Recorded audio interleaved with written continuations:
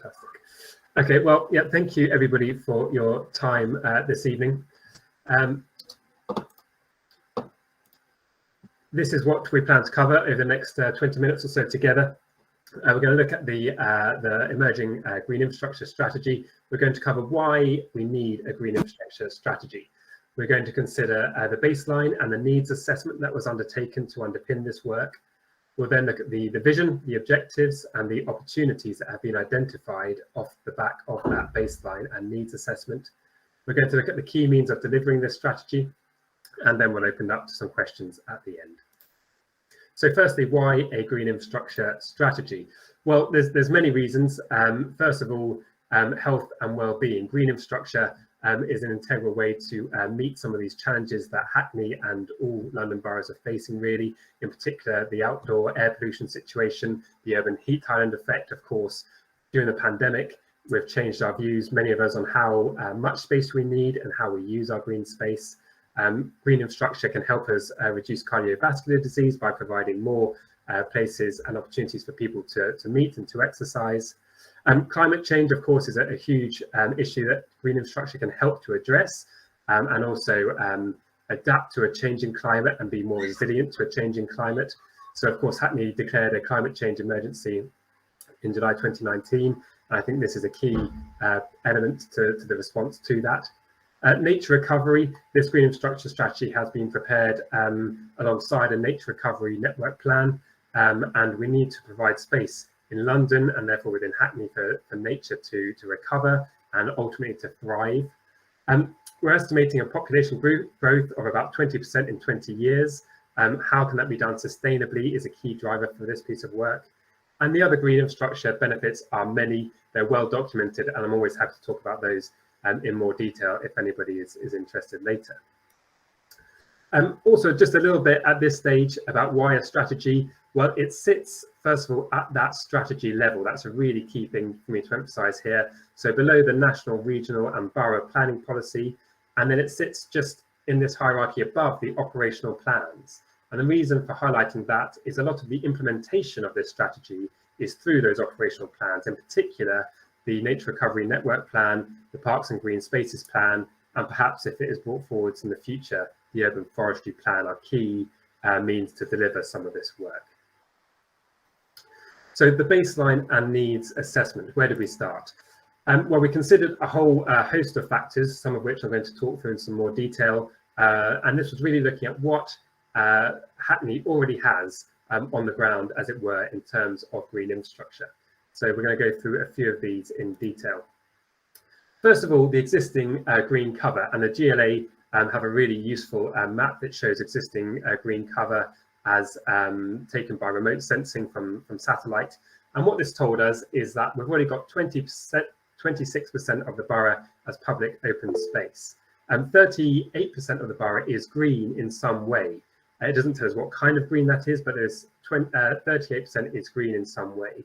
And those statistics put Hackney as the fourth greenest borough in London, and that's according to London's Natural Capital Account, which I think is a really optimistic starting point, given the proximity of London to Hackney to the very centre of London itself. But that doesn't tell us much about what that green is. So we drill down into that in a bit more detail. We've got 198 open spaces, and that amounts to almost 400 hectares, so quite a lot. And then that is 1.5 hectares per 1,000 head of population. But again, at the moment, this is all quite high level. What this doesn't tell us is how that is distributed. So that was our next question, for which we went to the open space study prepared a few years ago by land use consultants. And what this map shows us is, even though those high level figures are really good, essentially the darker the blue, the greater the need. So clearly the east of the borough is much better served primarily by the Lee Valley, and the western and particularly the southwest is proving to be deficient in actually 3 levels of open space. So as I say, although the high level numbers are good, the detail was telling a bit of a different story. As well as recreational assets, we've looked at biodiversity assets. So currently there are 24 sites of importance for nature conservation within the borough. As part of the local nature recovery plan, there was a sink review done, and therefore there have been 6 new sinks proposed. So therefore, it shows us that, again, the total numbers are quite good, but our analysis showed that these aren't particularly well joined up. And once again, it's the same story that you can see from this plan here. The south and the centre and the west of the borough are lacking, whereas the northern parts and the eastern side is a bit better served, again, principally through the Lee Valley and some of the larger parks up there. Trees are a key component of green infrastructure. They can give us urban cooling, help to distribute pollutants away from people, and of course provide a great habitat resource.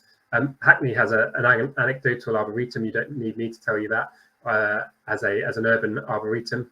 And that's partly down to not only the number, over 10,000 street trees, but also the variety of species, at least 350. I think that number's going up, covering almost 1/4 of the borough with tree canopy cover. But then we've looked at health and population density as well. And when we've overlaid different variables here, in particular cardiovascular disease, population density and air pollution, we can see the darker the red, the greater the need identified so far. And again, you can see that's telling a pretty similar story to those maps that we've already looked at this evening, showing that it's the southern and particularly the western part of the borough which are proving to be the most in need. So after looking at all of those different variables and one or two others, what we've done is come up with a vision and an opportunity and objectives. So I'm going to talk you through the vision first, try to keep it short. By 2040, Hackney will be a series of livable neighbourhoods that are resilient to the effects of climate change, provide a network for wildlife to thrive, and support the physical health and mental well-being of residents. That's the vision that this green infrastructure strategy sets out. The next logical question was, what are the objectives that we need to put in place to meet that vision? And again, we've tried to keep things streamlined by having 4 key objectives. One around ecological connectivity. So we were saying, even though we've got a good number of biodiversity sites, they're fragmented, so we need to improve that connectivity between them. To increase green infrastructure provision in areas of deficiency in green and open space. So sometimes that will be through new green infrastructure, routes to allow people to access the existing spaces better. To become more resilient to the effects of climate change is a key thing which green infrastructure will be addressing. That's choosing the right nature-based solutions for the right locations. And then overall, to improve residents' health and well-being is another objective. We've then looked at, well, where are the opportunities to do that? How can we bring these objectives about? And again, we've tried to keep it streamlined by having 3 key opportunities to do this. One is through the transformation of the public realm. So how can we make particularly the streets work harder in delivering some of these opportunities? That's the creation of new. You could call that creating new. You've then got enhancement of existing, which is primarily our parks and green spaces. So it's not necessarily increasing the quantity of those necessarily, as much as looking at how can we make them work harder, get them to deliver a wider variety of uses and benefits to wildlife and to people. And then urban greening, that's really concerned with how can we make sure that new development coming forwards within Hackney is delivering the best and the most appropriate and the most amount of greening that's in line with this overall strategy. So transforming the public realm, enhancing parks, and urban greening are the 3 big opportunities identified. So we're now going to look at how this will be delivered. And this is really, I think, where the strategy word comes into play. We've done the baseline, we've set a vision, but how is it going to be achieved? That is the strategy element of this, really. And there's 3 main streams. First of all, we've got key projects. So key projects they're the major practical interventions that are required on the ground, if you like, to deliver that vision. And they are going to be delivered in line with a spatial framework. So in theory, those key projects could be delivered anywhere. They're relatively generic, you could say. But what we've done in the spatial framework is zoom into those priority locations where the needs overlap with the opportunities. And that's where I've identified is the best place to focus our attention. But not everything is about changes on the ground. Some things will need to be done more at an administrative level. And therefore, we've looked at some organisational structures and policy changes that would be required to bring about this change as well. So they're the three strands of delivery. So we're going to take a few minutes to look at projects to start. Four big projects that are required. First of all, 21st century streets, which is all about an acknowledgement that historically streets have had the purpose of the movement and the storage of vehicles, whereas actually they could play a much greater role in green infrastructure. So that may be providing safer and greener routes, or it may be about actually greening them and the streets becoming a green asset in their own right. But the main thing that streets could do is really start to build that connectivity between some of those fragmented resources identified in the baseline. We've then got a project around the greening of housing estates. And that's a recognition that there's a huge quantity of green space within housing estates, but we're looking at it to say, how can that green space work harder in delivering a greater number of benefits? So that might be for wildlife, it might be for the residents, it might be about connectivity, but it will be a look at saying, where can we get a greater return, I suppose, on that space by getting a greater variety of uses. Some of them are listed there. We've then got the Hackney urban forest. That's about continuing the good work done with the trees, particularly the street trees across the borough. And that's about saying, where can we focus our attention to particularly get the right tree in the right place to really build and strengthen the green links that we're looking to introduce to get a better connected green infrastructure network. And then greening the grey is particularly about bringing forwards existing projects that are in the pipeline to make sure that typically, historically, traditionally, they may have been built in grey, meaning kind of hard infrastructure, perhaps concrete, I think of, whereas actually how can we seek to introduce nature-based solutions into some of these public realm projects? I've just taken one example here to go into a bit more detail with a bit more imagery to try and communicate it. So the greening of housing estates. First of all, this will be done in line with the local nature recovery plan that will be emerging. And it's really about the transformation of underused areas, and particularly any hard and sealed areas, to create new communal green space. And these images here just give a flavour of the kind of uses that could be brought forwards. So that might be through planting new trees or creating a variety of vegetation, for example, wildflower meadows or some low-level green roofs, creating areas for food growing. And that would not only enhance the ecological benefit of these areas, but would also look to enhance and maximise the social cohesion afforded as well.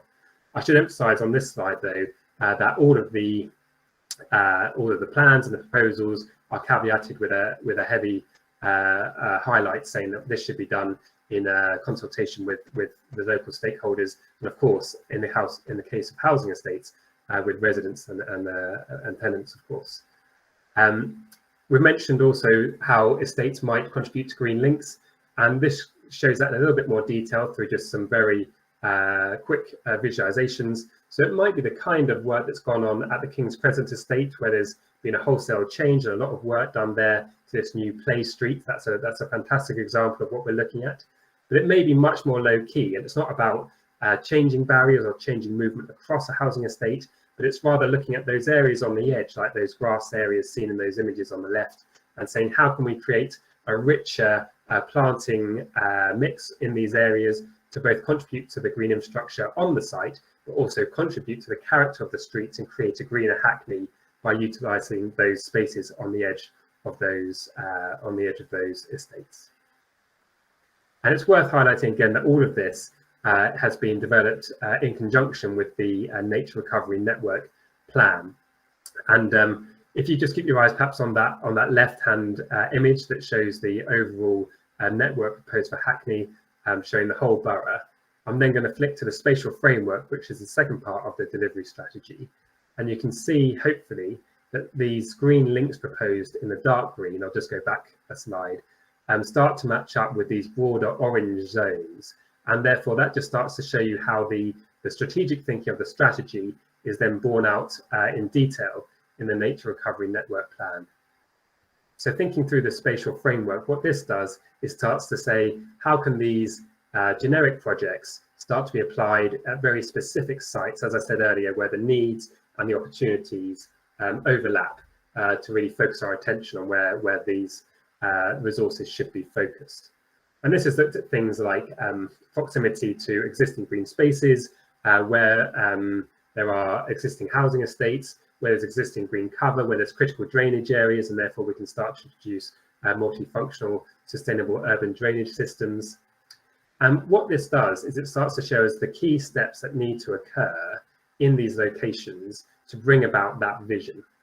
At the moment, I realize it's a little bit high level. So what we've done is we've created a series of detailed maps, and I'm just going to talk you through one or two examples in just a moment. So there's 8 on the screen there, and each key link across the borough has a corresponding table. So let me show you number 1 in the north of the borough. And this is more or less the route of the wetlands to wetlands greenway, the cycleway. And what we've done here is we've identified along this route that we're proposing should be enhanced through this strategy. Those numbers on the left-hand side on the plan correspond to the table and show therefore the exact needs or opportunities that should be considered in this area to really start to focus your attention on how this strategy can be brought about. So for an example, 1A on the plan, we go across to the table and we see that the improvement to access to Springfield Park in line with the Connecting Green Spaces report is the key thing that needs to happen there at that point on the route if this is to be brought to fruition. I mean, choosing another one at the other end, perhaps 3A, the big opportunity there is around the Woodbury Down Estate regeneration and including that green spine that runs through there. So it's putting out the key players, I suppose, along each element of the route that needs to be brought around the table in order to deliver this as a coherent green route as part of the wider green infrastructure strategy. Let me just give you one more example. This one, not so much with a definitive green link, but rather earlier on I highlighted to you the importance of looking at the southern and the western part of the borough. And therefore we've picked out the key opportunities here. So again, the same principle applies.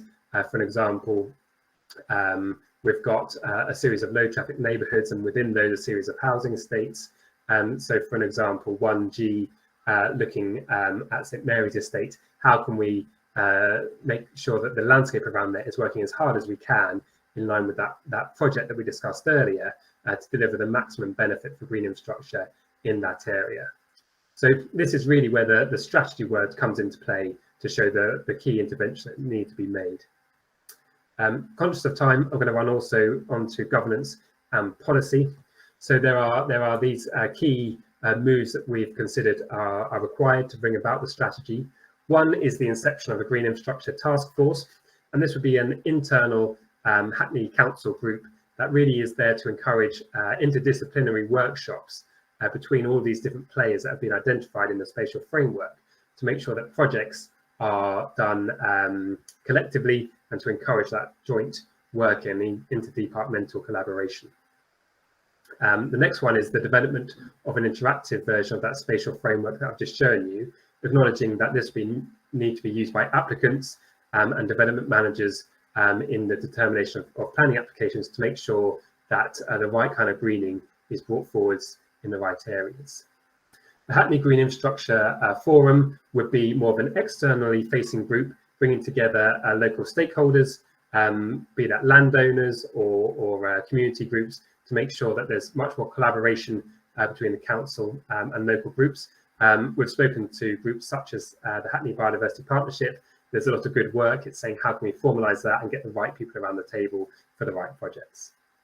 And then more on the policy side, we've looked at the urban greening factor, which was brought forwards in the 2021 London plan and is of course adopted in LP 33.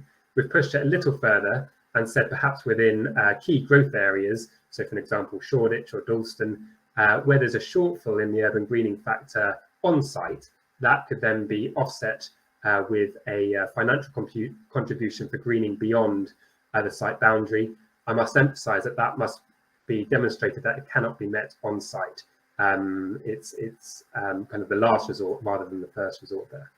And then the ongoing trial of the reduction of herbicides across housing estates would also be something that we would suggest should be continued. And then all of this will ultimately come together in a forward plan. And that forward plan, if delivered, would deliver these results in the next 5 years. So for 21st century streets across the borough, 9 upgrading housing estates in the first 5 years, 12 links made in the street tree network that aren't there currently. There'll be 1 new interactive spatial plan that can be used by development control managers and applicants. There'll be 4 growth area strategy documents with greening embedded, so particularly looking at SPVs and AAPs. And we've already been talking to planning colleagues about that one. And there'll be 1 new major public realm project with maximised urban greening. There'll be 1 new internal task force, 1 new forum, 2 parks enhanced above and beyond existing plans within the next 5 years, and 7 new links established across the borough. So I appreciate that as a hop, skip and a jump through the strategy. But with that, I'll say thank you and open up to any questions or comments or conversation now. Thank you very